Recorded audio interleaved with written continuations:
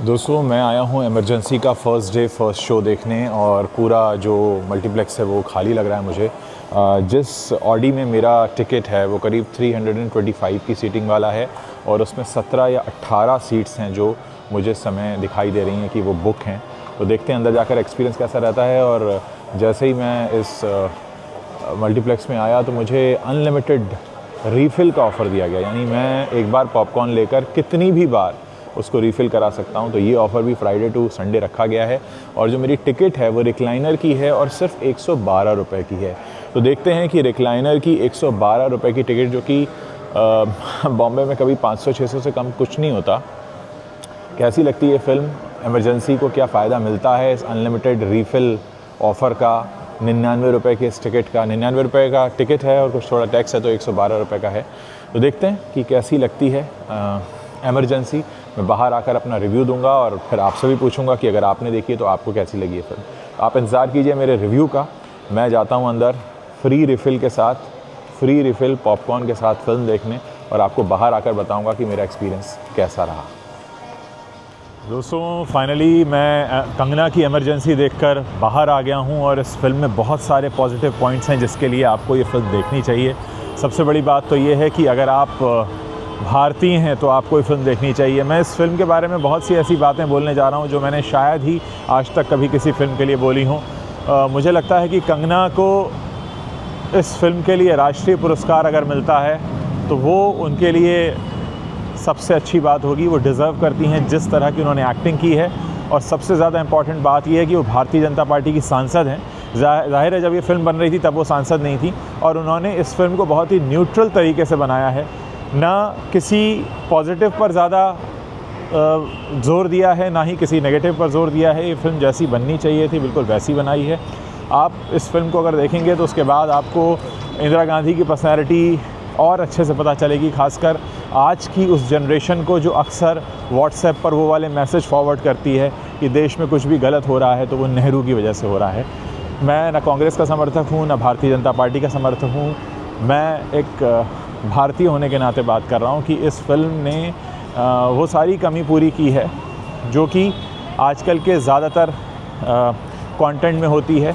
ये कंटेंट आपको, मैं ये तो नहीं कहूँगा कि 100% जो दिखाया वो पूरी तरह से सच है। थोड़े बहुत बदलाव किए गए हैं जो आपको समझ में आ जाते हैं, लेकिन फिर भी जो मूल स्वरूप है उससे खिलवाड़ नहीं हुआ है। आप इस कहानी को एंजॉय करते हैं। पहले सीन से ही ये फ़िल्म आपको बांध लेती है, उत्सुकता बनी रहती है।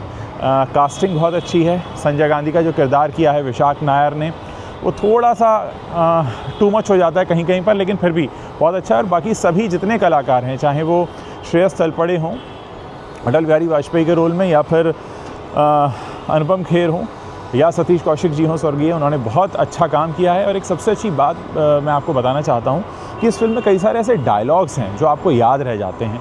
साथ ही इस फिल्म में ये भी बताया गया है कि कैसे विपक्ष के साथ मिलकर सरकार चलाई जाती है। जो आजकल एक चलन है ना कि विपक्ष को देशद्रोही कह देना, जो सरकार से सवाल पूछे उससे देशद्रोही कह देना, तो उस एरा को दिखाया है कि कैसे देश चलाया जाता है।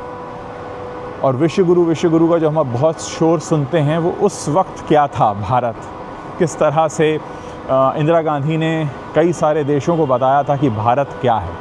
वो तमाम बातें हैं। बहुत सारे सीन हैं जो आपको भावुक कर देंगे। एक सीन है जहाँ पर हाथी पर चढ़कर वो एक गांव में जाती हैं, वो तो मतलब आपकी आंखों में आंसू ला देता है। मैं उस सीन को देखकर मेरी आंखों में आंसू थे। सबसे ज़्यादा बधाई मैं कंगना को इसलिए देना चाहूँगा कि जो उनका भारतीय जनता पार्टी के प्रति प्रेम है सभी जानते हैं, लेकिन इस फिल्म को देखते वक्त आपको ये बिल्कुल भी ऐसा लगेगा नहीं कि वो किसी एक तरह की कहानी कह रही है, बल्कि कंगना ने वो कहा है जो कहा जाना चाहिए। अच्छा पक्ष भी दिखाया है, उजला पक्ष भी दिखाया है और नेगेटिव भी दिखाए हैं, लेकिन बिल्कुल उस तरह से दिखाए हैं जिस तरीके से दिखाए जाने चाहिए। तो मैं बिल्कुल चाहूँगा, और जिस तरह की एक्टिंग उन्होंने की है, बाकमाल एक्टिंग है। मैं एक सिने प्रेमी हूँ, फिल्में पसंद हैं मुझे, इसलिए मैं कहना चाहूँगा कि राजनीति में हो ना हो पर फिल्म इंडस्ट्री को कंगना की ज़रूरत है। जिस तरह से उन्होंने निर्देशन किया है, जिस तरह से उन्होंने रोल निभाया है, कहीं कहीं पर मुझे लग रहा था थोड़ी कैरिकेचरिश हो रही है, लेकिन कुल मिलाकर ओवरऑल जो परफॉर्मेंस है कंगना का, बहुत जानदार परफॉर्मेंस है। बहुत न्यूट्रल तरीके से फिल्म बनाई है, बहुत अच्छी फिल्म बनाई है। फिल्म आपको एंगेज करती है, आपको फिल्म देखने में मज़ा आता है और आप कहीं पर भी ना तो बोर होते हैं, ना ही कहीं आपको लगता है कि आप उठ के कहीं चले जाएं। मतलब पूरी फिल्म आपको बांध के रखती है, हर सीन, हर डायलॉग। कई डायलॉग बहुत अच्छे हैं। एक डायलॉग मुझे वो बहुत पसंद आया। डायलॉग कुछ इस तरह से है कि जब खुद की तारीफ़ झूठी लगने लगे, जब खुद की तारीफ़ झूठी लगने लगे तो सच की खोज में चले जाना चाहिए। ये डायलॉग है बहुत अच्छा। और एक और डायलॉग है, मैं हारी हूँ टूटी नहीं। ये डायलॉग बहुत अच्छा है। और उस ज़माने में जो नारे लगे थे, आधी रोटी खाएंगे इंदिरा को लाएंगे, तो वो पता लगता है आपको कि लोगों ने किस तरह से इंदिरा गांधी को इस देश का प्रधानमंत्री बनाया था। और ये कहना कोई गलत नहीं होगा कि आज की तारीख़ तक अगर सबसे प्रभावशाली प्रधानमंत्री कोई हुई हैं हिंदुस्तान में तो वो इंदिरा गांधी हुई हैं। और ये मैं इसलिए नहीं कह रहा हूँ कि वो कांग्रेस पार्टी से आती हैं, वो कहाँ से आती हैं, लेकिन हाँ, उन्होंने अपने करियर में कुछ गलतियाँ भी की, उन गलतियों को सुधारा भी। बहुत सी गलतियाँ हैं। उनका पुत्र प्रेम दिखता है, पुत्र मोह दिखता है, प्रेम नहीं कहेंगे उसे, पुत्र मोह दिखता है। वो आप हर चीज़ को बहुत ही बैलेंस तरीके से इसमें रखा गया है। ना तो इंदिरा गांधी को खलनायिका दिखाया है और ना ही इंदिरा गांधी को नायिका दिखाया है। इंदिरा गांधी को बिल्कुल उस तरह से दिखाया है जैसे हर इंसान में कुछ खामियां होती हैं, कुछ खूबियां होती हैं, लेकिन उस सब के बीच वो किसी तरह से तारतम्य बैठाकर ख़ुद को स्थापित करता है। तो ये बहुत ही सराहनीय प्रयास है। और मैं फिर से कहना चाहूँगा, कंगना को सैल्यूट है इस फिल्म के लिए। मैं चाहूँगा कि कंगना को पुरस्कार मिले इस रोल के लिए जो उन्होंने निभाया है, जिस तरीके की एक्टिंग उन्होंने की है, जिस तरह से इस पूरी फिल्म को संभाला है। मैं जिस थिएटर में देख रहा था, यहाँ 325 की सीटिंग अरेंजमेंट थी, लेकिन सिर्फ 17-18 लोग ही थे। ये मुझे दुख हुआ कि अच्छी फ़िल्म है और कह सकते हैं कि साल की शुरुआत अब हुई है। मज़ा आएगा अगर इस तरह की फ़िल्में आएँ। आपको ये फ़िल्म देशभक्ति से भी भर देती है, आपके अंदर एक इमोशन भी जगाती है, आपको सच भी बताती है और आपको कहीं भी ये ज़ाहिर नहीं होने देती कि ये फ़िल्म भारतीय जनता पार्टी के किसी सांसद ने बनाई है। बहुत न्यूट्रल तरीके से, बहुत ही बैलेंस तरीके से अपनी बात कही है। जो गाना है, सिंहासन खाली करो जनता आती है, बहुत अच्छा गाना है। उदित नारायण जी की आवाज़ बहुत अच्छी लगी है उसमें। और कुल मिलाकर बहुत ही बैलेंस तरीके से जो सिनेमा बनाया है। डेफिनेटली आप लोग अगर इस वीकेंड कुछ नहीं कर रहे हैं, इसे देखिए। वैसे ये फ़िल्म नेटफ्लिक्स पर स्ट्रीम होगी क्योंकि स्ट्रीमिंग पार्टनर इसमें नेटफ्लिक्स हैं। और मुझे बिल्कुल उम्मीद नहीं थी कि कंगना इतना अच्छा एक बैलेंस वो लेकर आएंगी, और बिल्कुल बैलेंस तरीके से वो लेकर आई हैं। कहीं पर भी नहीं लग रहा कि वो भारतीय जनता पार्टी से जुड़ी हुई हैं। और मैं तो ये भी कहूँगा कि अगर चुनाव से पहले ये फ़िल्म आ जाती तो शायद कांग्रेस पार्टी को उसका फ़ायदा हो जाता, क्योंकि जब आप इस फ़िल्म को देखकर थिएटर से निकलते हैं तो आप ये कहेंगे कि हाँ, अब तक की जो सबसे प्रभावशाली प्रधानमंत्री रही हैं हमारे देश में, वो श्रीमती इंदिरा गांधी जी रही हैं। और ये मैं किसी प्रभाव में नहीं कह रहा हूँ। हाँ, एक और बात अटल बिहारी वाजपेयी का जो कैरेक्टर है, उनके जो डायलॉग्स हैं, मैं सारे बोलकर आपको नहीं बताना चाहूँगा वरना फिर आप फिल्म में क्या एंजॉय करेंगे। बहुत उम्दा तरीके से है।